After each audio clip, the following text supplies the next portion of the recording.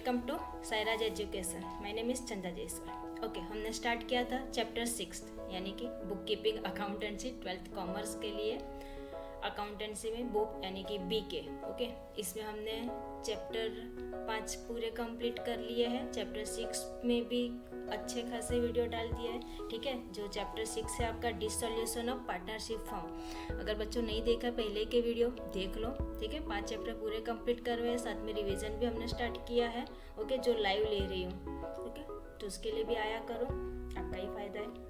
Okay fine. तो chapter 6 में dissolution of partnership form, इसमें हमने इंट्रो देखा था, मीनिंग डेफिनेशन देख लिया था, अकाउंटिंग प्रोसीजर कौन सी है। ओके, अकाउंटिंग प्रोसीजर उसमें हमने सिंपल डिसोल्यूशन और डिसोल्यूशन अंडर इंसॉल्वेंसी सिचुएशन। तो सिंपल डिसोल्यूशन के हमने अकाउंटिंग एंट्रीज, उसमें कौन कौन से अकाउंट प्रिपेयर करने हैं, ये सब पार्ट मैंने क्लियर करवा दिया है। ठीक है, जनरल एंट्री भी करवाई है, जनरल एंट्री विथ सम करवाया है, फिर अकाउंट्स प्रिपेयर करवाए हैं, जनरल एंट्री से लेजर्स करवाया है, बहुत सारा चीज़ करवा दिया। 2 या 3 सम हो गए हैं, साथ में होमवर्क दिया है। Okay fine. तो ये सब हो गया है हमारा सिंपल डिसोल्यूशन यानी कि आपका डिसोल्यूशन ऑफ पार्टनरशिप फॉर्म में इतनी चीज़ें हमारी हो गई है। ओके, अब हम आज देखेंगे डिसोल्यूशन अंडर इंसॉल्वेंसी सिचुएशन। पहले का बताना जरूरी थी, कितने बच्चे लोग ने शायद लास्ट वीडियो नहीं देखे होंगे। ठीक है, तो वो देख लो, यानी आपको भी समझ में आए कि स्टार्टिंग से हमने कहाँ से कहाँ तक किया है, अब हम कहाँ से स्टार्ट कर रहे हैं। ओके फाइन, तो स्टार्ट करते हैं। ये है आपका dissolution under insolvency situation. Okay, इसके अंदर भी अब हम आगे क्या क्या करेंगे, अभी तक क्या क्या किया वो बताया मैंने आपको, अब आगे भी क्या क्या करेंगे। डिसोल्यूशन अंडर इंसॉल्वेंसी सिचुएशन, इस पे भी सम रखा है। पहले तो इसका कंसेप्ट मैं यहाँ पे आपको क्लियर करवा दूंगी। ठीक है, उसके इंपॉर्टेंट कंसेप्ट कौन कौन से वो मैं आपको यहाँ पे क्लियर करवा दूंगी आज के वीडियो में। फिर सम लूँगी, ठीक है, सम पूरा सॉल्व करवाऊंगी, समझाऊंगी, फिर वैसे ही एक पार्ट करके हम कंप्लीट करेंगे। ओके फाइन, तो बने रहो साथ में, स्टार्टिंग से एंड तक पूरा देखो ताकि आपको समझ में आए। ठीक है, हर एक कंसेप्ट क्लियर करना जरूरी है। ओके, चलो तो स्टार्ट करते हैं। अब यहाँ पे है हमारे पास dissolution under insolvency situation. Insolvency क्या है, डिसोल्यूशन क्या है। डिसोल्यूशन क्या है मैंने आपको बता दिया। ठीक है, डिसोल्यूशन पे हमने पूरा चैप्टर यानी स्टार्टिंग हमारा वहीं से हुआ था। ठीक है, तो डिसोल्यूशन क्या वो हमने बता दिया। अब क्या है यहाँ पे इंसॉल्वेंसी सिचुएशन। अब पहले हमने देखे सिंपल डिसोल्यूशन। ठीक है, उसमें हमने सम देखे कैसे सॉल्व करना है, मैंने आपको पूरा एक्सप्लेन किया है। अब यहाँ पे क्या है डिसोल्यूशन अंडर इंसॉल्वेंसी सिचुएशन। तो इंसॉल्वेंसी क्या है पहले हम वो देख लेते हैं। ठीक है, इंसॉल्वेंसी, अच्छा सम मैंने आपको सम दिया, अब सॉल्व नहीं कर पाए, वो क्या होगा, ऑफकोर्स इंसॉल्वेंसी ना, आप सॉल्व नहीं कर पाए, उसका मीनिंग क्या है, इंसॉल्वेंसी। बस वही टर्म्स पकड़ के यहाँ पे भी चलो मैं आपको अच्छे से बता देती हूँ इन लीगल टर्मिनोलॉजी। ठीक है, अभी ऑफकोर्स बिजनेस कर रहे हैं तो लीगली जाना पड़ेगा हमें। तो legal terminology, the situation where liability of a person, liability यानी क्या, कर्जा। ठीक है, आपने अगर कुछ उधारी लिया है, कर्जा लिया है, वैसे आप बैलेंस शीट प्रिपेयर करते हो, 12th में हो, एंड पार्ट आने वाला, तो इतना तो पता होगा लायबिलिटी क्या है। ओके, तो liabilities of a person of firm exits it's assets. क्या बोला है यहाँ पे कि जब आपकी लायबिलिटी यानी कि आपका जो कर्जा है वो आपके जमा पूंजी से ज़्यादा हो रहा है। क्या बोला है, liability of a person of a firm exits it's assets. Okay, assets यानी कि आपकी जमा पूंजी, तो उससे ज़्यादा क्या है, आपका कर्जा है, यानी कि आपकी लायबिलिटी जो असेट से बढ़ जाती है, तो उस टर्म में आपको इंसॉल्वेंसी वो पर्सन को हम बोल सकते हैं। ठीक है, बताते हैं आगे भी। इन practice however insolvency is the situation, ये ऐसी सिचुएशन है जहाँ पे जो पर्सन या इंडिविजुअल है, ओके, या फिर कोई फर्म है जो रेज नहीं कर पाएगी कैश, किसके लिए, जो भी उसके ऑब्लिगेशन है उसको मीट करने के लिए। यानी कि अब in practice however insolvency is the situation where an individual or a firm can not raise enough cash, okay, can not raise enough cash to meet its obligations. यानी कि आपके जो खर्चे हैं उसको ही आप पूरे नहीं कर पाओगे, इतने पैसे भी आपके पास नहीं है। ठीक है, जो आपकी ज़रूरत है उसको पूरी नहीं कर पा रहे हो, इतने पैसे नहीं है, तो उसको हम क्या बोल सकते हैं, इस सिचुएशन को हम क्या बोल सकते हैं, इंसॉल्वेंसी। और टू पे और दूसरा है और to pay debts as they become due for payment, या फिर आपका जो ड्यू है, बाकी है, पैसा भरना है, आपका जो कर्जा है वो भी आप नहीं पे कर पा रहे हो, आपके पास उतने भी कैश नहीं है, तो उस सिचुएशन को हम बोल सकते हैं इंसॉल्वेंसी सिचुएशन। अब तो इजी होगा ये, ठीक है। टर्म्स जानना जरूरी है तो ही सम कर पाओगे आप। Okay, at the time of dissolution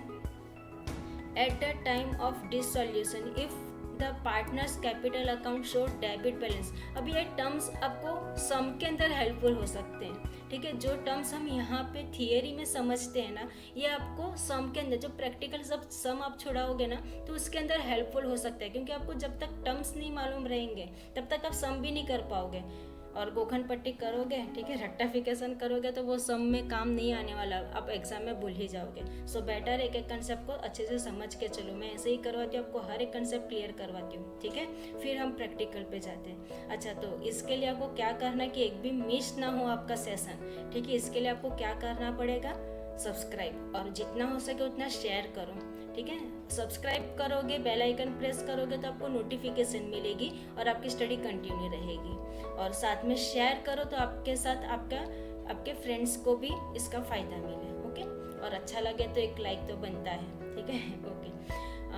at the time of dissolution if the partners capital account show debit balance, क्या बोला है, जब डिसॉल्यूशन हो रही है तब पार्टनर्स कैपिटल अकाउंट अगर समझो डेबिट बैलेंस दिखाया है, किसके बाद, एडजस्टमेंट करने के बाद, after making adjustment he is to bring cash, ठीक है। उसका मीनिंग कि उन लोग को क्या लाना पड़ रहा है, cash. He is to bring cash in order to settle his account, उसका जो भी अकाउंट है वो सेटल करने के लिए he should bring the cash. If he is unable, अगर वो अनेबल है to clear his debit balance either wholly or in a part, the unrecoverable portion of the said partner must be borne by the solvent partner. Okay, ये sum में मैं आपको बताऊंगी, इसके बाद जो मैं सम लूंगी ना, उसमें ये जो भी सेंटेंस यहाँ पे लिखा है, क्या लिखा है यहाँ पे, कि जो पार्ट अभी पूरा हो या आधा हो, जो वो पार्टनर अनेबल है, ठीक है, उसका डेबिट बैलेंस से वो जो भी है वो अगर कवर नहीं कर पा रहा है, ठीक है, जितना भी पार्ट बाकी है या फिर पूरा, तो जो बाकी के पार्टनर है, यहाँ पे क्या लिखा है, portion of the shared partner must be borne by the solvent partner, ठीक है। तो ये जो है ना, ये मैं आपको पूरा प्रैक्टिकली समझाऊंगी, ये एक लाइन का मीनिंग आपको प्रैक्टिकली पूरा क्लियर हो जाएगा, ठीक है। तो मैं प्रैक्टिकली सम भी लेके आऊंगी इसके बाद, तो वो जरूर देखना, ओके। अब हम कुछ इंपॉर्टेंट कंसेप्ट्स हैं वो देख लेते हैं। फर्स्ट क्या है, सॉल्वेंट पार्टनर, ओके। फर्स्ट क्या है यहाँ पे, सॉल्वेंट पार्टनर। अभी सॉल्वेंट पार्टनर का मीनिंग क्या है और इनसॉल्वेंट पार्टनर का मीनिंग क्या है। सॉल्वेंट पार्टनर यानी क्या, जो पार्टनर जिसकी असेट्स, अभी इंसॉल्वेंट हमने क्या देखा, जिसका लायबिलिटी असेट से ज़्यादा है, तो ऑफकोर्स उसका उल्टा सॉल्वेंट, यानी कि अगर मैंने आपको सम दिया, आप सॉल्व कर सकते हो, उसको हम क्या बोल सकते हैं, सॉल्वेंट पार्टनर, ठीक है। तो सॉल्वेंट पार्टनर यानी क्या, a partner whose assets are more than his liability, यानी कि जिसकी असेट्स लायबिलिटी से ज़्यादा है, उसको हम क्या बोलेंगे, solvent partner, okay. A person is set, बराबर बोला ना, जिसकी असेट्स लायबिलिटी से ज़्यादा है, हाँ ध्यान में रखना, जो पार्टनर है उसकी जो असेट्स यानी कि उसकी जमा पूंजी उसकी कर्जे से ज़्यादा है, यानी समझो रिच मानुस है, ठीक है, रिच पर्सन है। A person is said to be solvent when he is able to pay off his liability out of his assets, उसकी लायबिलिटी वो पे ऑफ कर सकता है from this out of his assets, okay. A solvent partner means a partner who is able to meet his financial obligation, यानी उसकी ज़रूरत है वो जो भी रहेगी फाइनेंशियल वो पूरी कर सकता है, उसको हम बोल सकते हैं सॉल्वेंट पार्टनर। ये टर्म्स जरूरी है सीखना, क्योंकि आपको ऑब्जेक्टिव पॉइंट ऑफ व्यू से भी इम्पोर्टेंट हो जाता है, ठीक है। 20 मार्क्स का ऑब्जेक्टिव आता है तो काम आएगा। फिर है आपके पास इनसॉल्वेंट पार्टनर। अब इनसॉल्वेंट पार्टनर क्या, वो तो हमने ऊपर ही देख लिया, ठीक है, कि insolvent partner means a partner whose liabilities are more than his assets, okay. Sentence में कंफ्यूजन मत होना, इनसॉल्वेंट ध्यान में रखना, सम दिया सॉल्व नहीं कर पाए, यानी कि आपकी लायबिलिटी ज़्यादा है आपके असेट्स से, और सॉल्वेंट पार्टनर सम दिया सॉल्व कर लिया, यानी कि आपकी असेट्स ज़्यादा है आपकी लायबिलिटी से, ठीक है, ये ध्यान में रखना। A person is said to be insolvent when he is unable to satisfy his liability out of his assets, यानी कि गरीब, ओके। कोई गरीब बंदा है जिसकी कर्जे बढ़ते जा रहे हैं, ठीक है, उसके पास इतने असेट्स नहीं है कि वो पे कर पाए, तो ये हो गया इंसॉल्वेंट पार्टनर, अब है आपके पास कैपिटल डेफिशिएंसी। अब कैपिटल डेफिशिएंसी क्या है ये भी देख लेते हैं। तो भाई कैपिटल डेफिशिएंसी यानी क्या, वन और मोर पार्टनर, ठीक है, एक या उससे ज़्यादा कोई पार्टनर है, उनके पास जो डेबिट बैलेंस है, ओके, जो debit balance, one or more partner has a debit balance in his capital account at the point of final cash distribution. क्या बोला है कि भाई कैपिटल डेफिशिएंसी यानी क्या कि पार्टनर से उसका जो डेबिट बैलेंस है कैपिटल अकाउंट में, यानी कि जो भी है उसका कैश डिस्ट्रीब्यूशन के टाइम पे जो कैपिटल अकाउंट में डेबिट बैलेंस पड़ा है उसको हम क्या बोल सकते हैं, capital deficiency. Okay, as per the partnership act 1932, ये याद रखना है, एक्ट मैंने आपको हर बार बोला ये आ सकता है, ठीक है। As per partnership act 1932 the liability of partners in the firm is unlimited, ठीक है। क्या है, जो लायबिलिटी है पार्टनर की वो कैसी हो जाएगी, ज़्यादा, unlimited, as well as joint and several. So when a partners become insolvent his private property, ये सेंटेंस ध्यान रखना क्योंकि इस पे ना ये लाइन डायरेक्टली आपके प्रैक्टिकल सम में आ जाती है, तो आपको इसका मीनिंग समझ में आएगा तो आप सम के अंदर प्रैक्टिकली अप्लाई कर पाओगे, ठीक है। As per Partnership Act 1932, the liability of partner in a firm is unlimited as well as joint and several. So when a partner become insolvent, is his private property is acquired and sold out. Okay, यानी कि भाई जो partner insolvent बन रहा है उसकी जो भी प्राइवेट प्रॉपर्टी है वो सोल्ड आउट हो जाएगी या फिर एक्वायर की जाएगी। If he is unable to pay his dues to firm, his deficiency is borne by solvent partner in then profit sharing ratio। Okay, तो अभी तक हमने देखा कि क्या है कि अगर कोई पार्टनर इंसॉल्वेंट हो रहा है, ठीक है, किसी सिचुएशन में, तो उसकी जो प्राइवेट प्रॉपर्टी है वो एक्वायर की जाएगी या फिर सोल्ड आउट की जाएगी। अगर वो अनएबल है पे करने के लिए उसके due of the firm to the firm, His deficiency is borne by solvent partner in then profit sharing ratio। और जो भी ये सेंटेंस ध्यान में रखना, ये भी आपको प्रैक्टिकली काम आने वाला है, ठीक है। तो ये सेंटेंस जो लास्ट है उसको भी जरा ध्यान में रखना, ओके, कि क्या बोला था कि उसकी जो, अगर वो अनएबल है, ठीक है, पे करने में उसके ड्यूज, तो जो भी इंसॉल्वेंट पार्टनर हो उसकी डेफिशिएंसी कौन बॉर्न करेगा, solvent partners in their profit sharing ratio. ये भी प्रैक्टिकल सब में काम आएगा, इसके लिए बोलती हूँ भाई टर्म्स करो तो क्लियर होगा आपको, ओके। तो ये हो गया, ये डायरेक्टली सेंटेंस उठा के प्रैक्टिकल में आ जाता है, ठीक है, और बच्चे को समझ में नहीं आता है क्या है। अगर टर्म्स किए रहेंगे थियरी तो वो इजी जाएगा, ओके फाइन। ये भी मैं आपको प्रैक्टिकली समझाऊंगी सम के अंदर। नेक्स्ट देखते हैं। अब इसके बाद हम देख रहे हैं कि fixed and fluctuating capital method. ये अगर याद रहेगा तो फर्स्ट चैप्टर में हमने किया था, लेकिन यहाँ पे थोड़ा सा अलग, थोड़ा सा इन द सेंस यहाँ पे इंसॉल्वेंट, सॉल्वेंट ये सब चीज़ें आ जाती है, बाकी पैसाज है, ठीक है। देखते हैं, ये भी इजी हो जाएगा। क्या बोला यहाँ पे, fixed and fluctuating capital method. अब फिक्स्ड कैपिटल मेथड क्या है भाई, पता है क्या?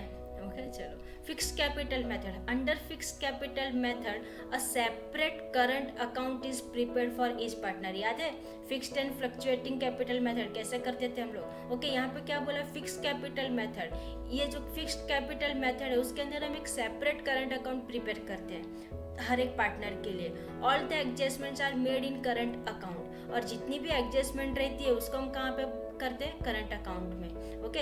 Then the balance on current account is transfer to capital account. ये भी ध्यान में रखना क्योंकि ये भी प्रैक्टिकल में आता है, ठीक है। आपके सम के अंदर ये टर्म से पूरे आपके प्रैक्टिकल के ही है, तो अगर इसको समझ लिया तो सम बल्ले बल्ले, ठीक है। तो इतना जरा ध्यान में रख लो क्या है। ओके, क्या बोला था यहाँ पे, जो under fixed capital method a separate current account is prepared for each partner, all the adjustment are made in current accounts. उसके बाद जो बैलेंस रहेगा करंट अकाउंट का वो ट्रांसफर कहाँ पे होगा, आपके capital account of the partner. Okay, अब कुछ अकाउंटिंग प्रोसीजर है वो देख लेते हैं हम। ओके, ये मैंने रखा था किसके लिए, क्योंकि ये प्रैक्टिकल सम में बहुत इंपॉर्टेंट है, ठीक है। मैं आपको घड़ी घड़ी बोलती हूँ, नहीं तो सबको लगेगा कि भाई क्या थियरी करवाते बोरिंग, ठीक है।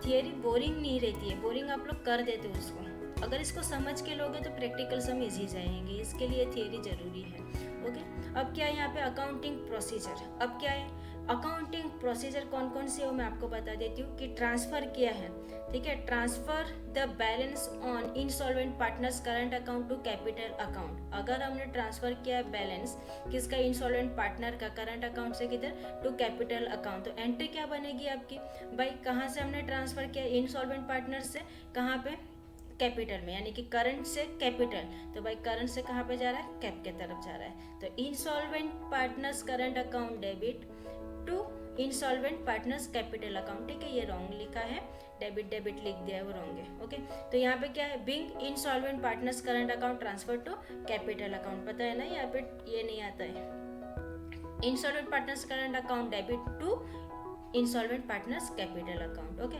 नेक्स्ट ट्रांसफर करें हम deficiency on insolvent partners capital account to solvent partner, ठीक है, account in their profit sharing ratio, जो भी रहेगा उसका प्रॉफिट शेयरिंग रेशियो हो तो हम सब में देखेंगे क्या रहेगा, ठीक है। तो ये क्या बन जाएगी आपकी, solvent partners capital account debit to insolvent partners capital account, ठीक है, और बिंग लिखना है, आपको पता है। ओके, थर्ड है आपके पास ट्रांसफर किया है balance of solvent partners current account to their capital account, तो एंट्री क्या बनती है आपकी, solvent partners current account debit to solvent partners capital account, ठीक है। ये जो डेबिट लिखा है ना नेक्स्ट टू के अंदर, ठीक है, वो नहीं आता, वो प्रिंटिंग मिस्टेक है, तो जरा ध्यान देना। फिर फोर्थ है आपके पास final settlement of solvent partners capital account, ठीक है, अगर फाइनल सेटलमेंट करना है सॉल्वेंट पार्टनर्स कैपिटल अकाउंट, तो एंट्री क्या बनेगी आपकी, solvent partners capital account debit to cash और बैंक अकाउंट, ठीक है। फिर लास्ट है आपके पास फ्लक्चुएटिंग, अभी तक हमने देखा वो क्या था, फिक्स्ड, अब क्या है आपके पास फ्लक्चुएटिंग कैपिटल मेथड।